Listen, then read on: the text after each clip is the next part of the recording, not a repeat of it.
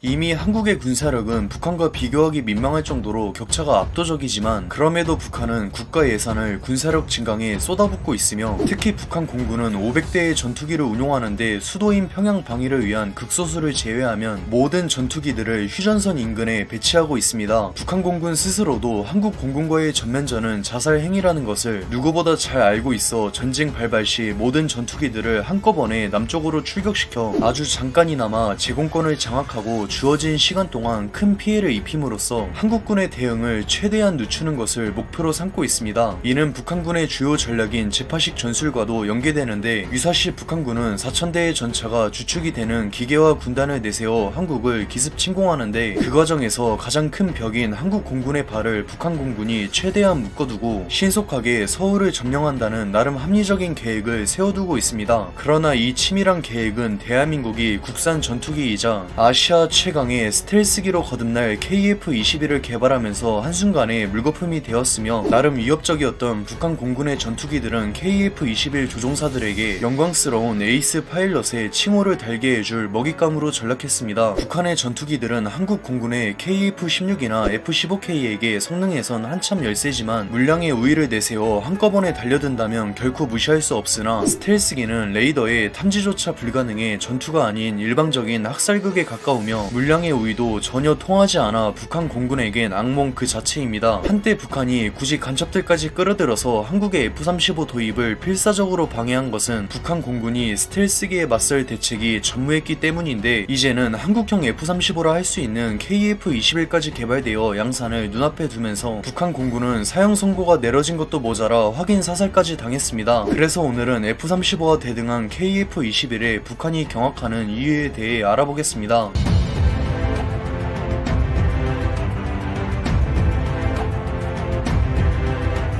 개발사인 카이와 한국 공군에선 KF-21이 4.5세대 전투기라 언급했지만 우방국과 적국 가릴 것 없이 이미 해외에선 KF-21을 스텔스기로 인식하는데 외형부터 F-35의 형제가 아닌가 싶을 정도로 레이더의 피탄 면적을 최소화했으며 스텔스기의 필수 요소인 내부 무장창의 설계까지 진행했습니다. 블록 1을 기준으로 KF-21의 특출난 강점은 동급의 4.5세대 전투기들을 통틀어도 감히 견줄 자가 없는 공대공 능력을 필두로 한 제공권 장악인데 KF-21은 우월한 성능의 국산 A사 레이더와 최신 전자장비 덕분에 블록 1을 기준으로도 공대공 능력에선 F-35에 필적한다고 평가받습니다. 여기서 멈추지 않고 KF-21은 2030년대 중반까지 두 차례의 개량을 걸쳐 한국형 F-35라는 말이 아깝지 않은 진정한 스텔스기로 거듭날 계획이라 한국 방산업계의 VIP인 폴란드는 높은 성능에 걸맞는 미친 가격 때문에 F-35의 도입을 망설이던 찰나에 공식적으로 KF-21의 도입을 문의했습니다. 무엇보다 한국 공군이 F-35와 대등한 자리에 서게 될 KF-21을 최소 120대 이상 도입하는 것이 확정되면서 북한군에겐 일말의 희망도 사라졌는데 북한 공군은 최종 목표인 서울 점령을 위해 최고급 인력인 전투기 조종사들마저 사실상 자살이나 다름없는 작전에 갈아 넣을 정도로 절박했습니다. 북한 공군의 대다수를 차지하는 미그-21이나 미그-23은 성능에선 보잘것없지만 애초에 이들은 한국 공군의 전력을 소모시킬 고기방패에 불과하며 제 아무리 성능에서 압도적인 우위에 있는 한국 공군일지라도 밑도 끝도 없이 몰려올 북한 전투기들을 상대로는 큰 피해를 각오할 수밖에 없습니다. 물론 그 대가로 전멸에 가까운 피해를 입겠지만 잠깐이나마 제공권을 장악하고 한국 공군의 발목을 잡기만 해도 북한 공군은 할 일은 다 한 셈이며 북한 육군은 가장 큰 걸림돌이었던 한국 공군이 없으니 4000대의 전차가 주축이 되는 대규모의 기계화 군단을 편성해 남쪽으로 빠르게 진격할 것입니다. 그러나 120대에 달하는 KF-21은 앞서 언급한 KF-16이나 F-15K마저 한참 능가하는 괴물같은 공대공 능력으로 북한 공군의 물량 공세를 분쇄할 수 있으며 지옥이 따로 없는 한국 공군의 폭격으로 큰 피해를 입은 북한의 기계화 군단은 아시아 최강 제7기동 군단이 버티는 한국 육군에게 모조리 쓸려나갈 것입니다. 무엇보다 북한이 유독 스텔스기에 민감하게 반응하는 것은 현재 북한이 보유한 방공 전력을 총동원해도 스텔스기에 요격 물거금커녕 탐지조차 불가능해서인데 KF-21은 북한의 방공망쯤은 우습게 농락하고 벙커버스터인 철룡을 퍼부어 지하 방공호로 피신한 북한 수뇌부를 한꺼번에 몰살시킬 수 있습니다. 북한 공군이 보유한 최강의 전투기이자 평양 방위를 담당하는 미그-29는 북한이 지금도 애지중지하며 개량을 진행할 정도로 결코 우습게 볼 전력은 아니지만 현재 한국 공군의 주력 전투기들을 아득히 능가하며 F-35와 맞먹는 성능을 보유할 KF-21에게 고작 40대에 불과한 미그-29는 비참하게 도륙당할 것입니다. KF-21이 배치되면서 북한 공군의 희생도 물거품이 되었으며 오히려 지상에 북한군을 쓸어버릴 한국 공군의 대규모 융단 폭격을 손가락 빨며 지켜만 봐야 하는데 북한 육군은 무려 6톤에 달하는 무장을 싣고 하늘에서 폭탄비를 퍼부을 FA-50이나 전차킬러인 아파치가 난사하는 대전차 미사일에 지옥이 따로 없을 것입니다. 설령 운 좋게 살아남은 북한군의 잔존 세력이 서울로 진격해봤자 그들을 기다리는 것은 모든 준비를 끝마치고 북으로 진격할 아시아 최강 제7기동 군단이며 그렇게 육군과 공군 가릴 것 없이 주요 전력들을 괴멸당한 북한군은 대대적인 반격에 나서며 평양으로 밀고 들어올 한국군의 속수무책으로 당할 것입니다. 국산 스텔스기인 KF-21을 개발은 단순히 공군의 압도적인 우위를 넘어 아직도 적화 통일이라는 헛된 희망을 품고 있는 북한군에게 현실을 자각시켰으며 KF-21은 동북아를 둘러싼 패권 경쟁과 함께 한반도에 대한 야욕을 드러내고 있는 주변국들로부터 대한민국의 푸른 하늘을 지킬 수호자가 될 것입니다. 지금까지 3분 밀떡이었습니다. 저는 다음 이 시간에 더 맛있게 찾아뵙겠습니다.